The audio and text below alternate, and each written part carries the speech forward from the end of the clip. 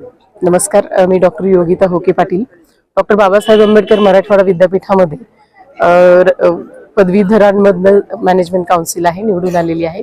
खरं तर मी छात्रशक्तीच्या या कार्यक्रमासाठी आम्ही आलेलो, कारण मी ही विद्यार्थी परिषदेची पूर्व कार्यकर्ता आणि आता स्थायी कार्यकर्ता अशा गटामध्ये आहे।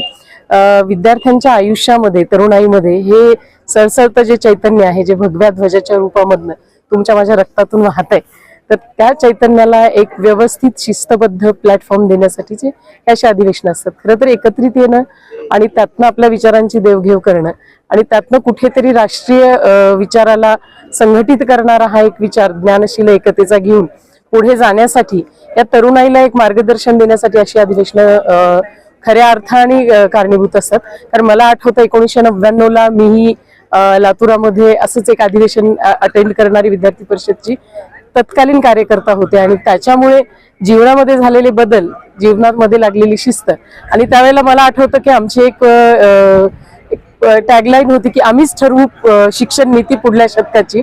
आणि मला असं वाटतं की त्यावेळेला लातूरात घेतलेला तो वसा आज आम्ही ती शिक्षण नीती ठरवण्याच्या व्यवस्थेत आहोत, विद्यापीठामध्ये मॅनेजमेंट काउन्सिल आहोत। धोरणात्मक दृष्टिकोनातनं शिक्षणामध्ये आम्हाला इनपुट देता येतात ते ह्या ज्ञानशील एकतेच्या बळावरती।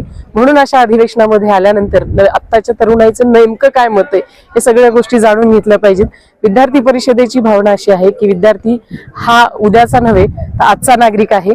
त्या नागरिकत्वाच्या दृष्टिकोनातून या देशाला सक्षम बनवण्यासाठी ही तरुण पिढी एका व्यवस्थित मार्गामधून पुढे जाण्यासाठी त्यांच्या समोर चांगले आयडॉल्स जसं सावित्रीबाई फुले आहेत, विवेकानंद आहेत, छत्रपती शिवाजी महाराज आहेत, राजमाता जिजाऊ आहेत, यांच्या विचारधारेने पुनीत असा डॉक्टर बाबासाहेब आंबेडकर आहेत, यांच्या विचारधारेने पुनीत असा मजबूत युवक या देशाच्या उभारणीमध्ये हातभार लावण्यासाठी उभा राहतोय।